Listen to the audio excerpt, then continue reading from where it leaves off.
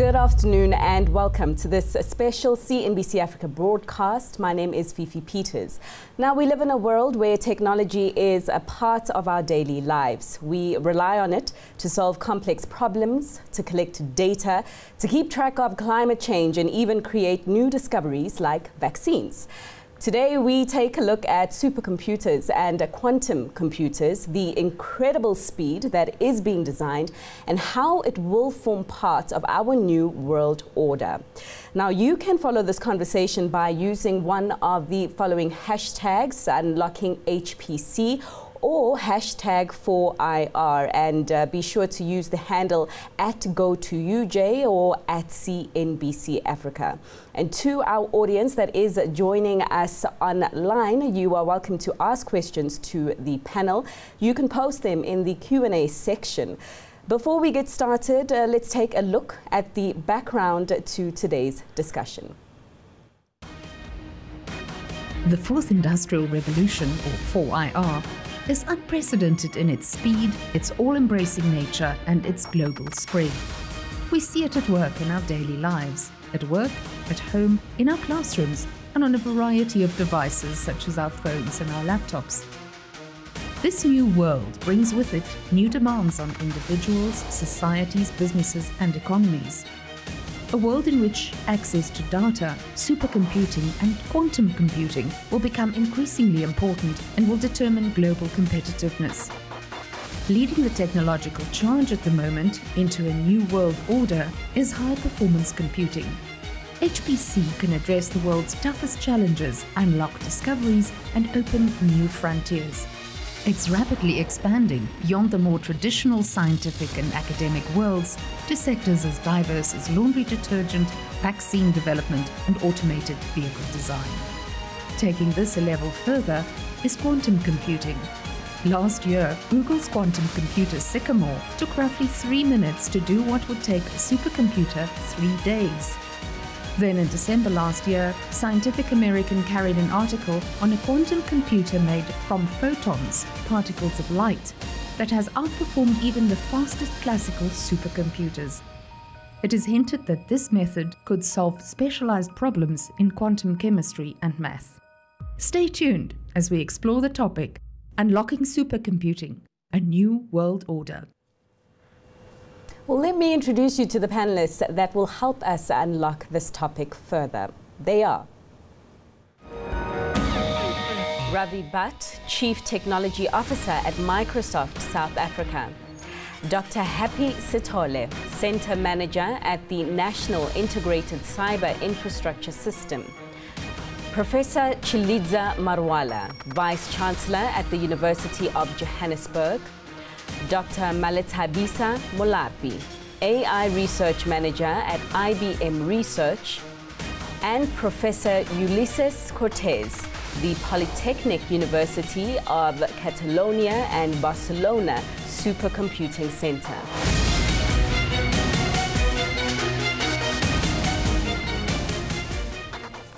Well, first of all, good afternoon to you all, and I'm looking forward to really understanding the complexity or seeming complexity of your field. Dr. Happy, perhaps you can pick up from Professor Marwala there by way of a definition of what supercomputing is exactly, and quantum computing for the layman, and more specifically examples of their uses in South Africa. Thank you very much, Fifi, and thank you for giving us this opportunity.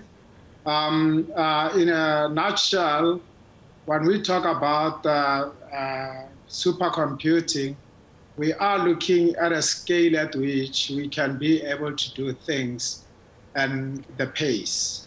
So in computing space, obviously, what I can do on my laptop defines the pace that I can be able to do those and the scale at which I can be able to do things. So when we get into supercomputing is to really increase that scale so that we can be able to get things which are more complicated, much faster and more accurately.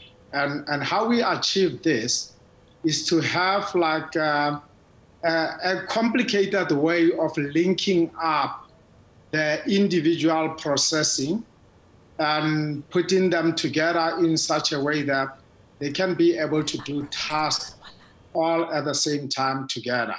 And in that way, then we achieve bigger computing capabilities.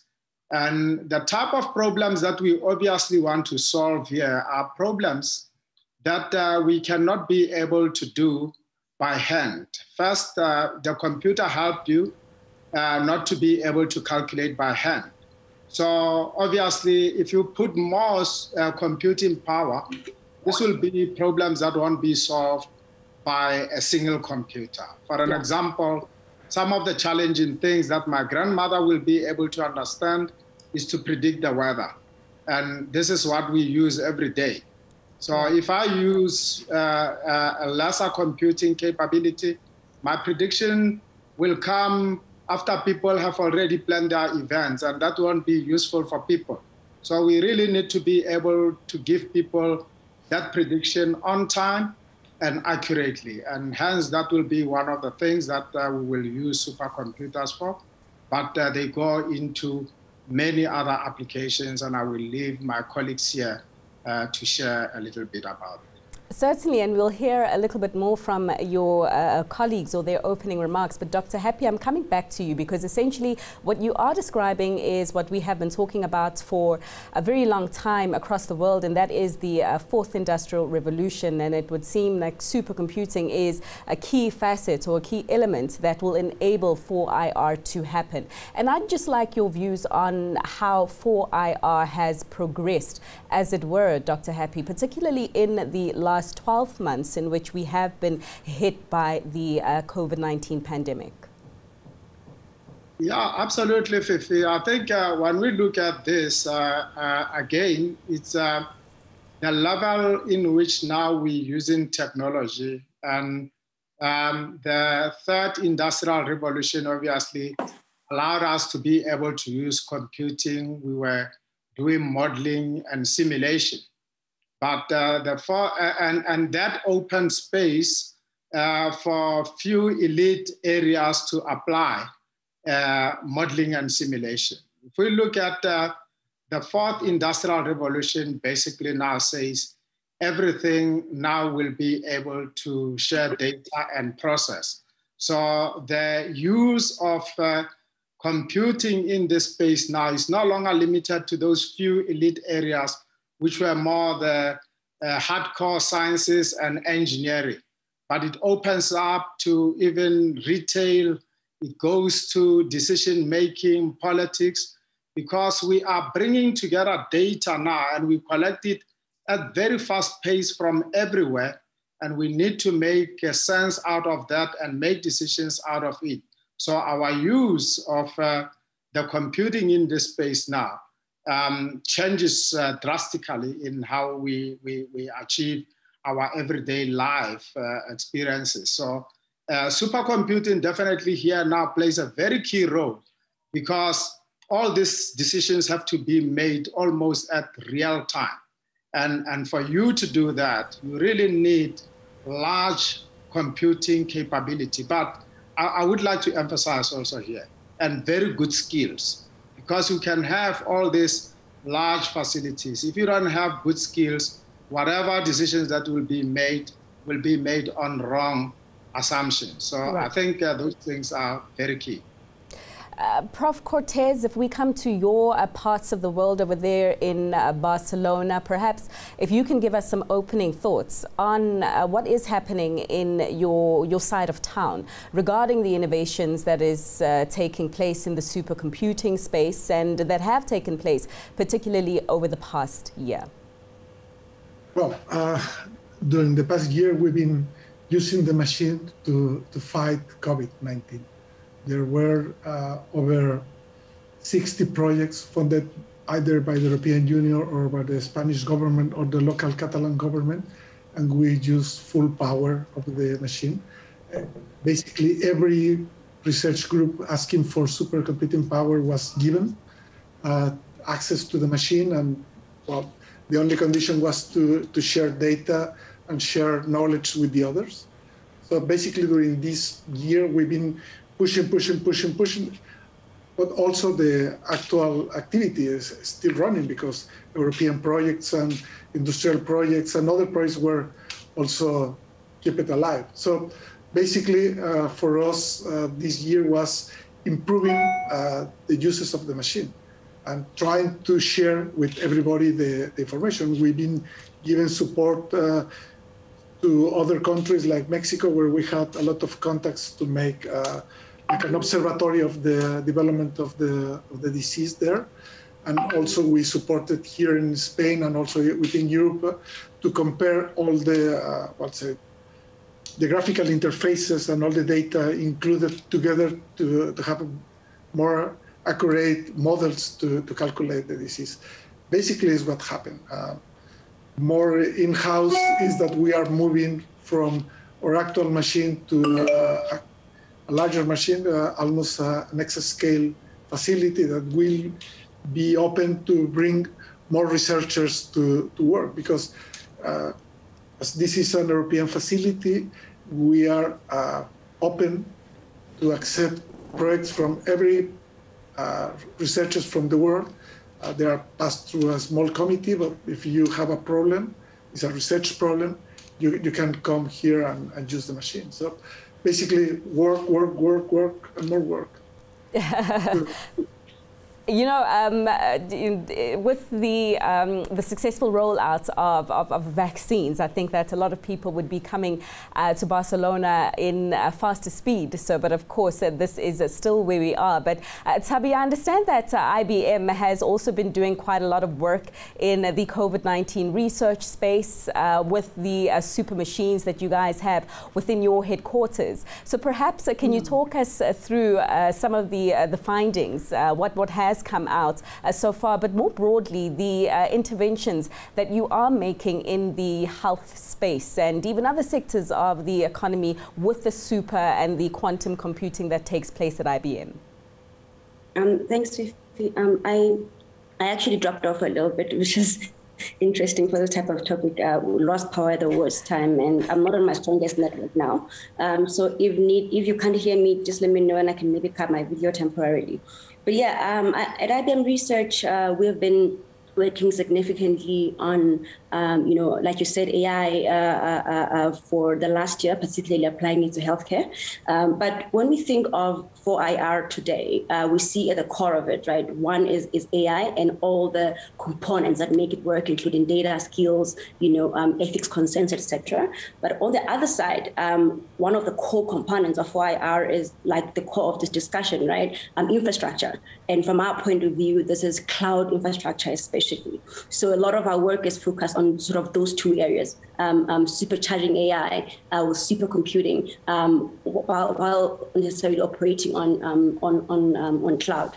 So to begin, I think with AI, I won't speak much about how much we see AI basically transforming all kinds of industries, delivering value for all kinds of businesses. But what's really interesting for us in research has been the utility of AI in accelerating discovery, accelerating the rate and the depth at which we attain scientific innovation. And we can see it the world over, right? But just a few examples of what is currently happening here at home in South Africa. For example, we have teams applying AI, to the discovery of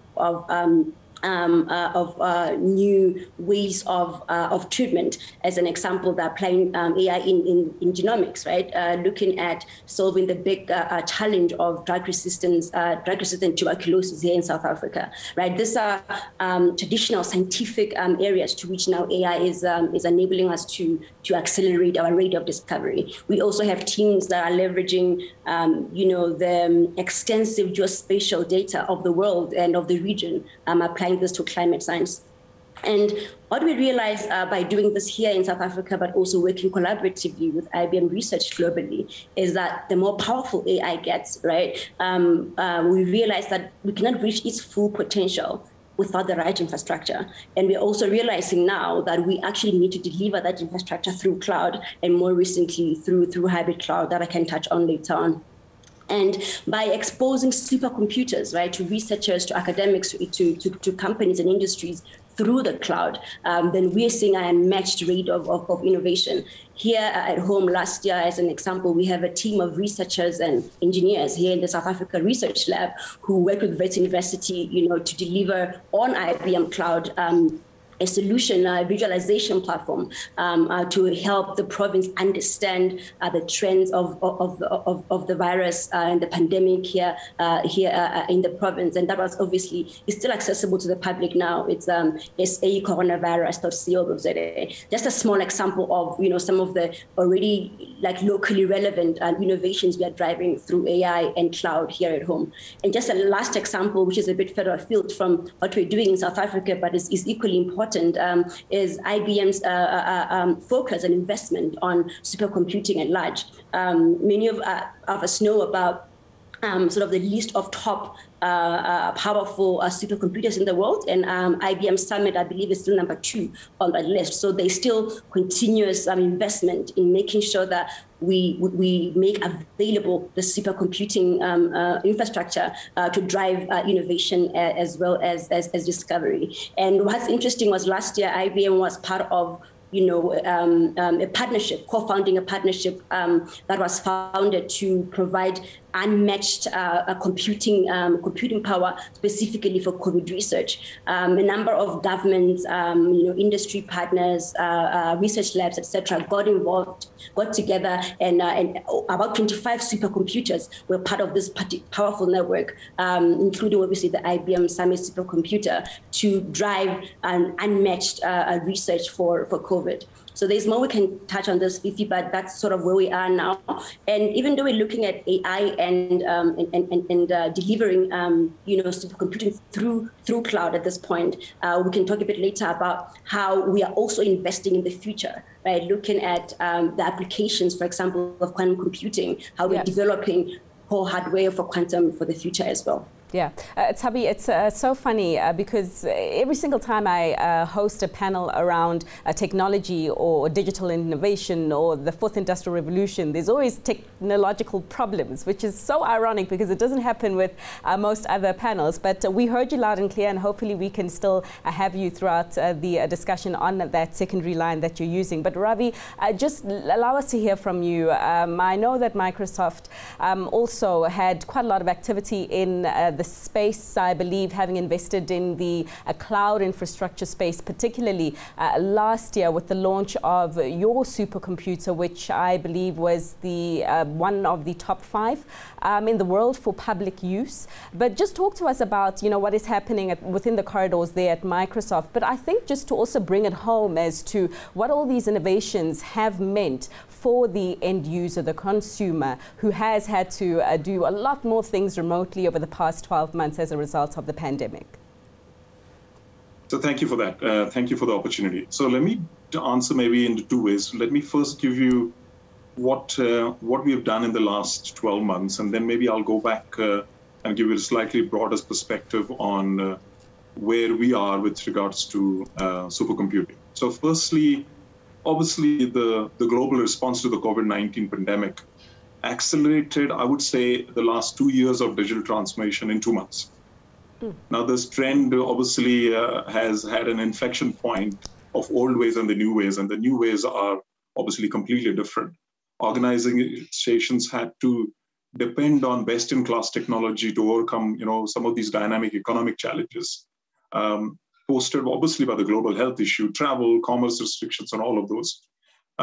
Technologies somehow played a crucial role through this whole enablement, including the economic recovery. And we are committed to helping our customers, obviously every person on the planet, to help and deploy this technology. Obviously, we are on a call today. We are on a Zoom call, but we were helping millions and millions of people get connected, work from home, work remotely last year. If you bring it slightly closer to home around the supercomputing, the organizations across the world were relying on Microsoft's cloud, which is Azure cloud, to drive innovations, especially in public health, energy sustainability. And obviously, we talked about earlier weather modeling, economic growth, and so on and so forth. And as we looked at these solutions which we're solving, high performance computing was obviously at heart of it, and obviously therefore the supercomputing. AI models which we were using based on the vision of the high performance computing is potentially where the expertise came from. We are a member of COVID-19 High Performance Computing Consortium globally. And therefore, Microsoft is helping researchers accelerate their understanding of this virus, deployment of treatments, vaccines, through predominantly two major initiatives which we did with COVID-19 HPC Consortium. Obviously, we helped, I'll give you two examples. Duke University is one of them. Living with pandemic caused people to obviously be clever about creating new solutions. Ventilators, obviously, which is quite a big part of this discussion, became scarce through this pandemic. And Professor Randalls and her team in Duke University actually rushed to find a very simple solution where they could effectively split the ventilator between two patients. At that point in time, AI supercomputing for health actually ran over 800,000 computers to actually get this thing done in 36 hours to build a life-saving solution. So I think so there are lots of examples like these which we were doing, but predominantly Microsoft perspective on supercomputing goes predominantly around the AI part of it, which is why is AI now so important, and how is AI built on top of the supercomputing? I can go about that bit later as we talk through, but this is potentially what was the biggest impact which we've had and we've made. Obviously, we made lots of collaborations, especially with OpenAI, and that is where you were talking about, obviously we built one of the top 5 supercomputers in the world to actually put through the AI models, not only the ones which were built by OpenAI, but also our massive AI models. And OpenAI actually created a general purpose language model, which is called Generative Pre-trained Transformer 3, which we call it GPT-3 model. And this autoregressive model is actually the remarkable model, which is actually converting human-like text and as using computer AI used by Azure to actually solve lots of these issues. Obviously, going back to our original mission of helping every person and organization on the planet to achieve more. Yeah. Let me pause there. All right, thank you. A perfect place to pause, Ravi. We'll come to you again in a moment. But Prof. Mawala, we're hoping that everything is sorted on your end in terms of audio. So, because what the other speakers have essentially introduced so far is the ability of these supercomputers to solve our real-world problems at super high speeds, and which is great. It's encouraging to hear the work that is being done regarding COVID-19 and trying to beat that virus, which we're all looking forward to. But of course, beyond the pandemic, and then perhaps once that dust is settled, we are still faced with the issues of low growth here in South Africa. For instance, Prof, we're still faced with the issues of low unemployment, with not a lot of people having access to basic infrastructure like electricity and even access to water. So as we're talking about supercomputing and unlocking supercomputing for this new world order, I'm really interested in your view on how to bring this home and how to solve some of the real problems that we do have as a South African society. It is important that fully participate in this movement. And what is important for us is to be able to gather and store and process. But the question that we ought to ask ourselves as far as infrastructure, how much of that capability we build in South Africa. Of course, Happy Sitole, we are doing a fantastic job in building that capacity. And how much of it do we actually rent from the cloud? Those are some of the big questions that we ought to. And the other issue that that perhaps is important in South Africa, because much of this data has to be collected all over the world, is connectivity. How do we connect so that they can have access to computing capabilities, and they can be able to solve the problems that that AI can be able to solve in South Africa, problems in agriculture, problem around urbanization, uncontrolled urbanization, so on and so forth. Thanks, Prof. I'd like to pick up on what you did say around data, or the issue that you did raise around data, because I do understand that in your corners, the buzz phrase is the fact that data is the new oil. And Dr. Happy, as we were preparing for this discussion, it's something that you echoed as well. But the challenge was whether we were using all the data that we had pre the COVID pandemic, and I'm sure the data that has been added as a result of the pandemic, for the right use, whether we were moving in the right direction in terms of extracting the value that this data does have. And what is your view on that, Dr. Happy, and what can be done to accelerate the pace of value extraction from the data we hold? Yeah, I think the most important thing, tapping on what Prof. Marwala just indicated, the data when it's sitting and people not being able to have access to it is a problem. So when the data has been collected, data needs to be accessed. And I think the push now to have open data policies where possible and in some of the data being closed, I think are very relevant policies to make sure that we can really extract that. So it's access to that data, very important. Let's make it visible.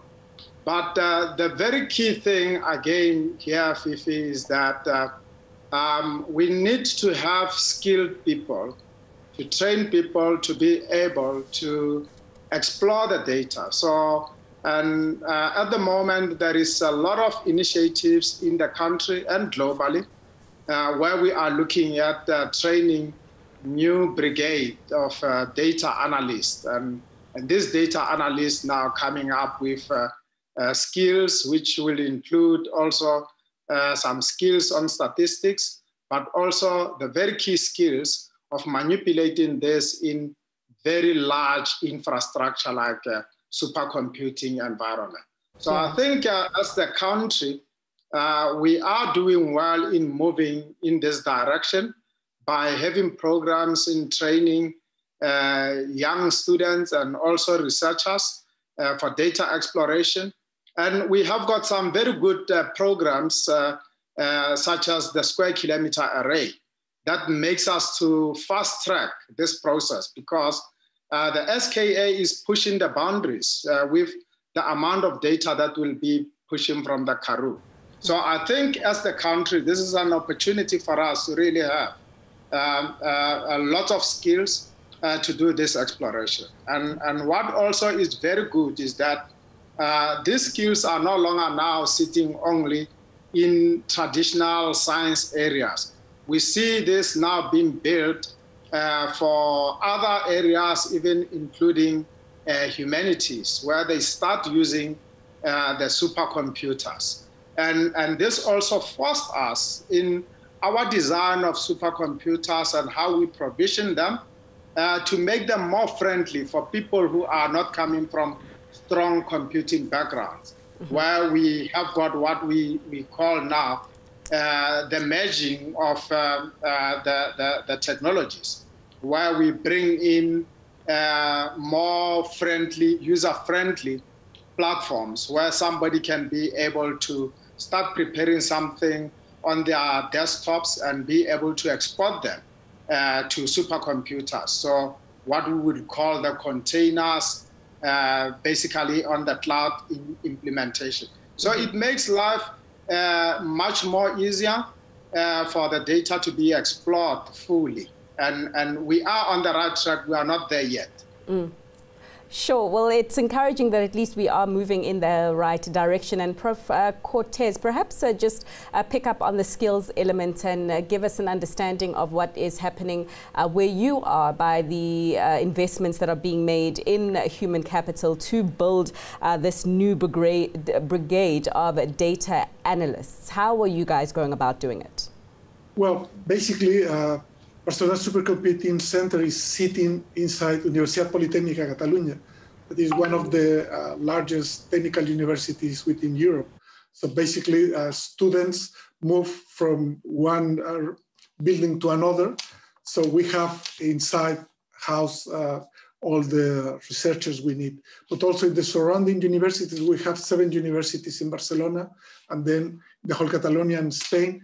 So most of them are attracted for us to do that. So we are already a step ahead in that, because it has been now more than 10 years that we have the supercomputing here, and we have a lot of European programs that are just focused on training individuals to better use the computer. And also we are making a very large work in trying to show the use of the supercomputing facilities, not only to politicians, but also other researchers.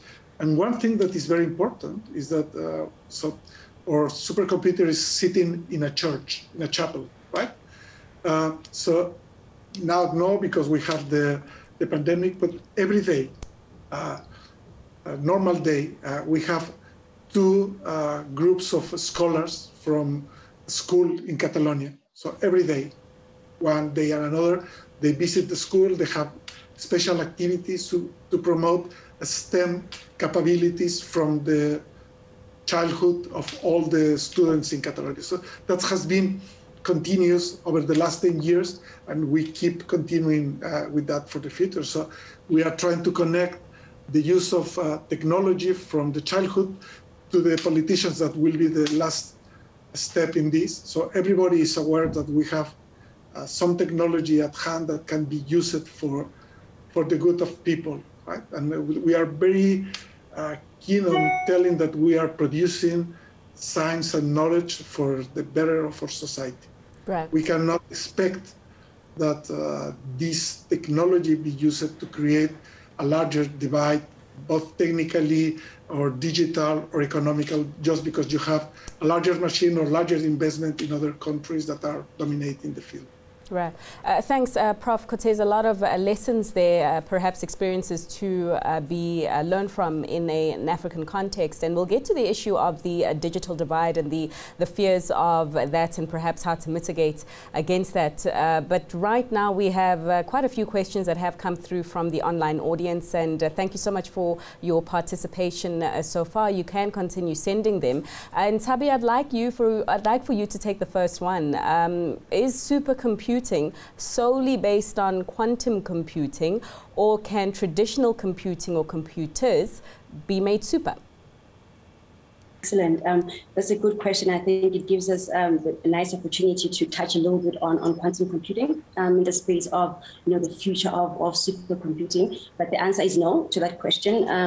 Currently, all the supercomputers that you hear us speaking about today, that you heard from all the other speakers, have been, for example, driving, the high pace and deep exploration of solutions for COVID. Those are all classical computers, but then that are obviously able to offer a much higher processing power. And that acknowledged, I think we are acknowledging that we have supercomputers now that even sometimes in large networks, right, can allow us to, or large clusters per se, can allow us to solve difficult problems. However, we still have some complex computational problems that currently even super classical computers cannot solve because of their complexity. One common problem that is often described is it's quite difficult to model and simulate nature on a classical computer. So your normal computer, even if it is a supercomputer, there is already significant progress. I think that is coming out. But for example, molecular chemistry modeling, that is necessary, for example, in deeper drug discovery. That is still, some components of that are still way beyond the processing capacity of classical computers, which is why one thing we really want to emphasize is we need to get to a stage as, South Africa, as African continent, that we are calling quantum readiness state, which is that as much as currently, we don't have a quantum computer that is ready to take real life applications, for example, for COVID drug discovery, we are significantly making advancements in the development of quantum computers, both on the hardware side, but also on the software and also on its accessibility to end users. A quick example of this, Fifi, is that in 2016, IBM was the first to actually make a quantum computer available on the cloud for end users to actually begin to write programs for a quantum computer. So we are getting there. There's quite a lot of technological advancements being made to make sure that the hardware catches up with the theory, which has already demonstrated the power of quantum computers. But even beyond that, there are already applications which are sort of quantum classic hybrid. Many of time to discuss all of those that are already showing significant advantages. And what we want to recommend quite strongly, right, is that we as South Africans, we get involved to basically start learning, the basics of quantum computers, exploring quantum computers as well. It's to the issue of skills, among others, and allowing ourselves to be exposed early on to the technology. Right. Thanks, Tabi. I'll take it back there. And, all that activity that you were describing with these computers, I'm just wondering about the level of energy usage. And this is actually another question that has come through from the audience. And I think a relevant question, as the emergence from COVID-19 is one that a lot of experts are saying should be one that is cognizant of the environment. And so, Ravi, perhaps you can weigh in here, because with every human revolution, as according to the question, there has been an impact on the environment, and in some cases to global warming and other environmental challenges. So what is the downside, if any, to this revolution as it relates to the environment, and what is being done to manage this?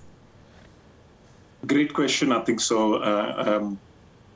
Bulk of these technology companies, whether it is Microsoft, IBM, Google, everybody who are into cloud computing, obviously requires a huge amount of power, huge amount of electricity, network, and that is weighing in quite hard. So one of the biggest pieces of work which we've started doing, or we've already done, and some of our colleagues in the industry is also doing, is to continue to reduce the carbon emissions as we use these big supercomputers, quantum computers, and big data centers which are globally across. You would have seen that generally these data centers emanate heat, and therefore the technology advancements of the computer and the chip, which is used in these big data centers, they're making cooler and cooler chips to make sure. Obviously, Intel makes these chips which go in the data center.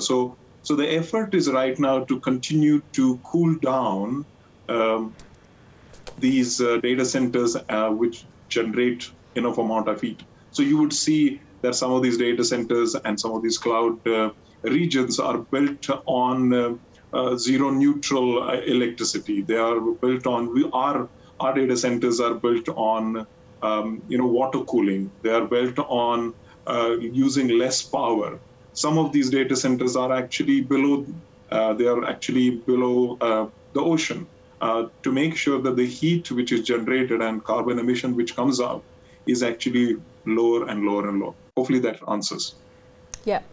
Well, the person who answered or asked the question will let us know, but I think I'm satisfied with that answer.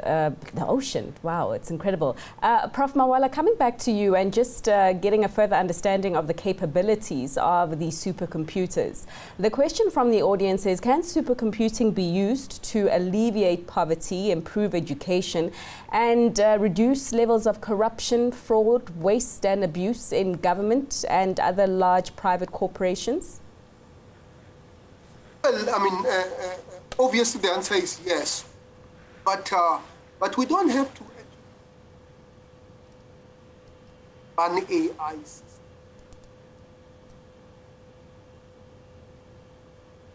Maybe just to say that supercomputing, classical supercomputing, going to become not supercomputing once we basically means that things that we normally use to handle, such as cybersecurity, for example, will become much, much, much harder if quantum computing actually comes widely used. Basically means we will have to rework all those security systems. Now, when it comes to education, you know, we are living in COVID, and many of us now are on a digital platform. I think sometimes in the future that virtual reality is. All right, Professor Mawala, you know what, we're going to try and see what we can do about getting you back up on a better line, just so we can clearly hear everything that you are saying. The team at the back is working on that. In the meantime, Dr. Sithola, another question that has come through, and specifically for you, sir, if you can discuss the success of the CHPC. I'm hoping you understand what that is. It does sound like industry talk, but if it is still known as that, students in the International ISC HPC competition, is that question understandable and relatable to you, sir, or should we ask whoever wrote it to perhaps expatiate on the acronyms? Yeah, no, I understand the acronyms, and basically, I would say maybe to look at the question, when we talk about the success of CHPC is the Center for High Performance Computing, I would say the success has mainly been driving the business case for why South Africa should invest in high performance computing or supercomputers. So we started off 2006, 2007 started our operation. We started off with the smallest machine. It was 2.5 teraflops. And today, South Africa has managed to invest into 1.6 petaflops. So that has been a significant jump. But this investment has not just been on the computing infrastructure. There has been also the corresponding utilization of this high-performance computing, which at the moment I would say it cuts across a lot of areas of applications, from health to mining, and also when we look at this also to various areas like your bioinformatics. So I would say that building in that business case has been very important. And I would say also, we managed to convince the world that we could be a good destination for such a complicated big project like the Square Kilometre Array. The success on that, it was based on South Africa's investment in high performance computing. But what we also realized is that as we go along in this route, it is also very important to build for the future. I can tell Fifi, initially high-performance computing, which my colleagues here, I guess, they can share the very same experience. We got involved because we were doing some research of some sort and we needed fast computers. And that's how we got into that. And there were any courses that one can take to teach you high-performance computing. You had to teach yourself. And that was very difficult. That is why you could only see gray hairs like myself in high-performance computing. But now we want to look at changing this, that we introduce the students really at an early stage.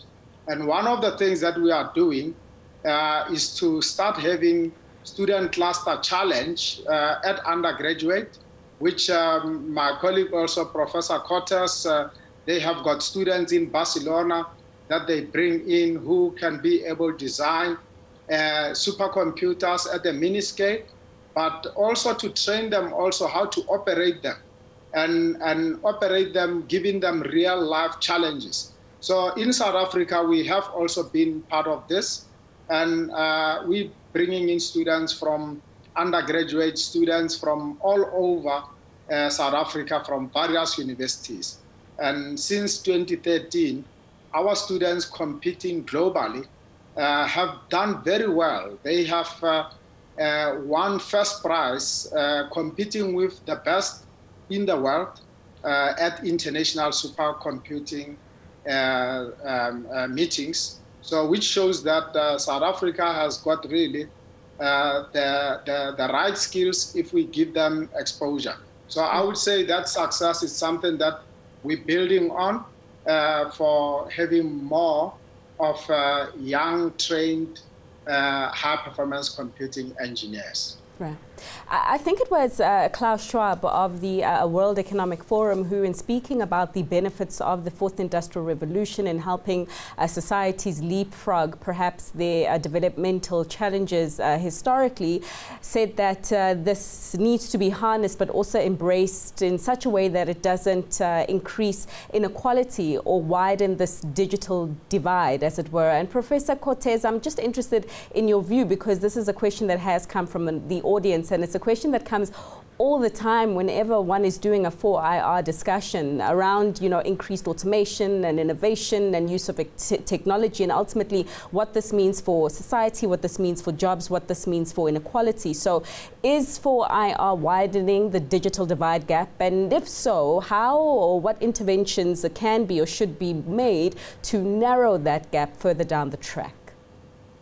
So it's a very serendipity, I mean. This morning I was giving a talk for the Minister of Labor here in Spain, and I was talking about the impacts of artificial intelligence, high-performance computing on employment.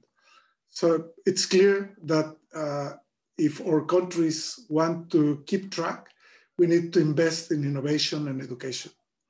Basically, I believe that we have to invest into teach school and primary school and secondary school teachers in order they are able to teach students in this new field.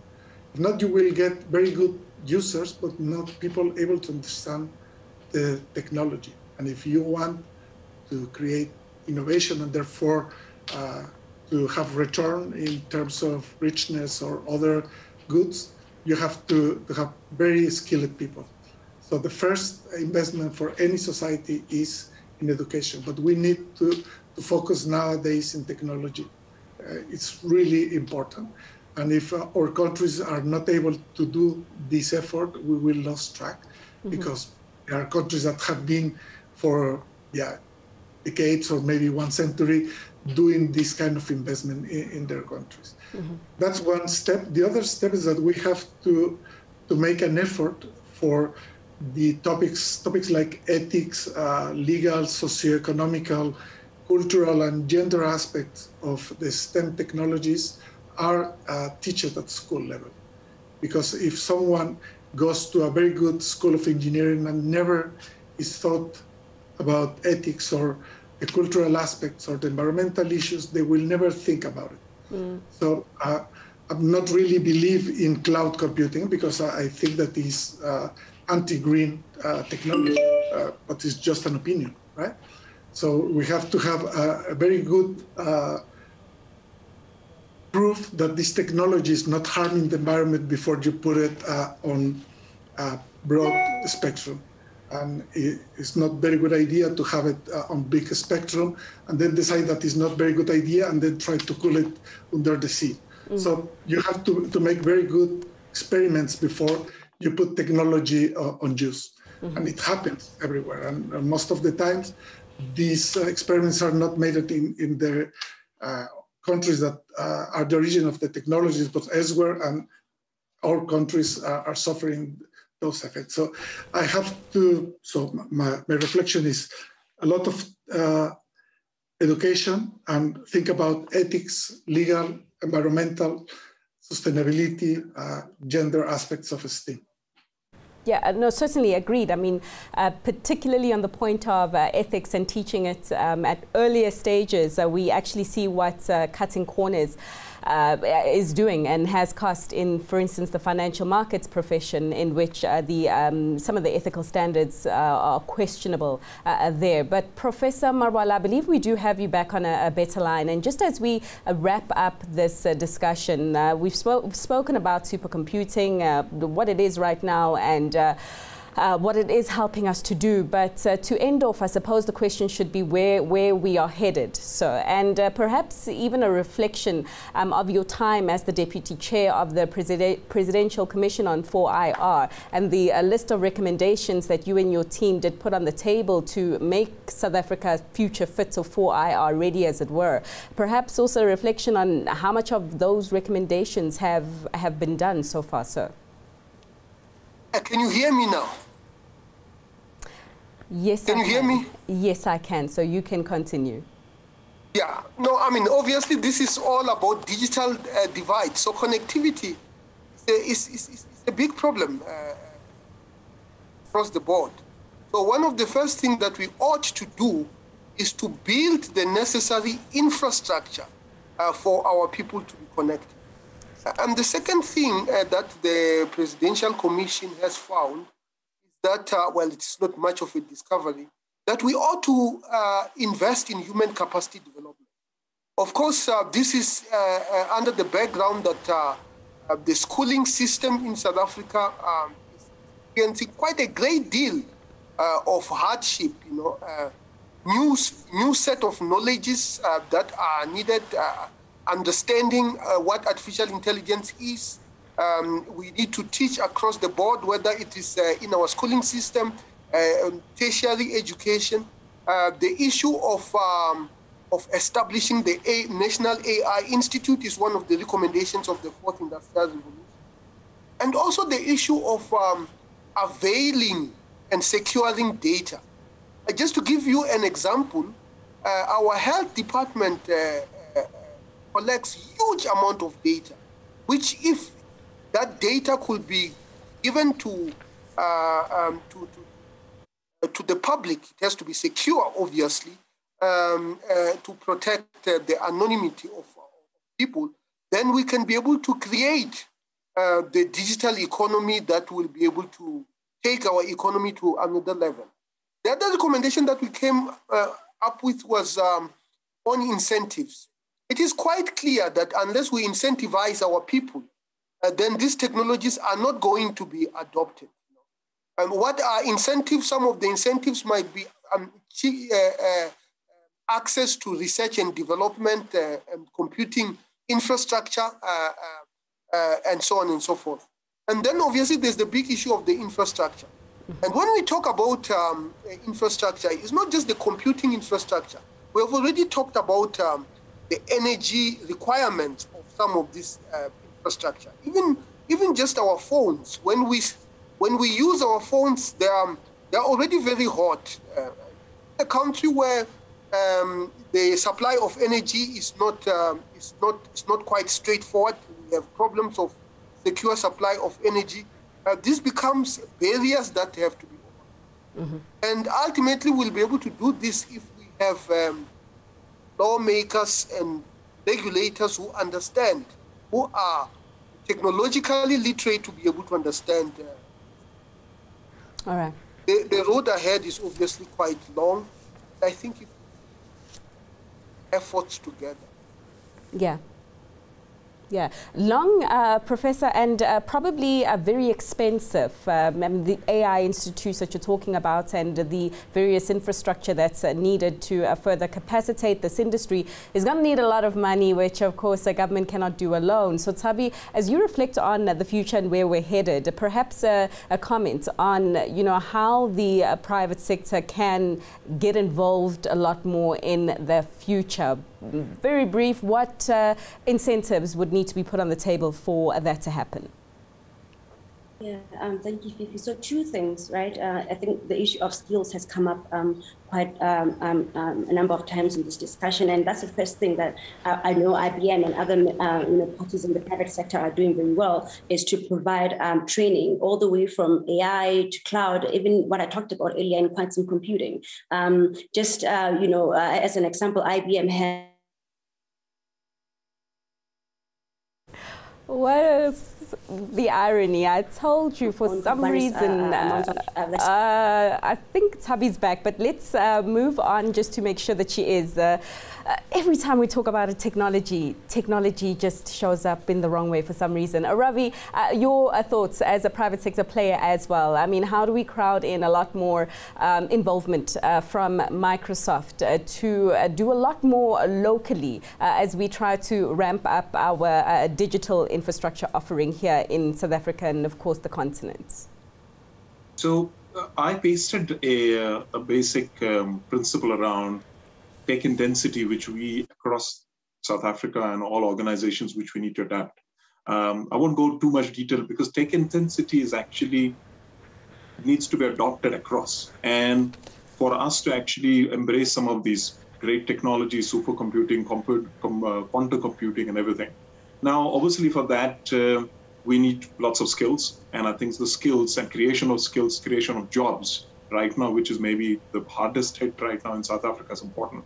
So I want to leave with two thoughts. One is there are three big initiatives which we have launched in South Africa. One is the Global Skills Initiative, which is available where you can actually go and get free education to update your skills and try and get through and create those skills, create more tech intensity in your organization, in yourself, and try and get yourself more better jobs in this hard-hit economy. Just in South Africa, we've actually created 300,000 job opportunities through this. The second one, which we're talking obviously, is the AI. So Microsoft has an AI business school, again, free online education for you to actually get to the bottom of what can we do with these amazing supercomputers which you have. And the third one, which is very close to obviously all the professors, is the AI University program, which we are launching. It's available everywhere, and I think so we partner with lots of universities in South Africa where this program is available for us to take part and obviously make use of these technologies by getting our tech intensity up. All right. Thank you. So unfortunately, we have run out of time. I imagine there's so much more that could be said on this topic, and it's certainly a conversation that will continue at another opportunity. But I would like to thank my guests for this very informative conversation. That is Professor Chiliza Marwala, the Vice-Chancellor at the University of Johannesburg, Professor Ulysses Cortez, who was joining us from the Barcelona Supercomputing Center, Ravi Bhatt, the Microsoft South Africa Chief Technology Officer, Dr. Tabi Molapo, the Research Manager at IBM Research Africa, and of course Dr. Happy Sithole.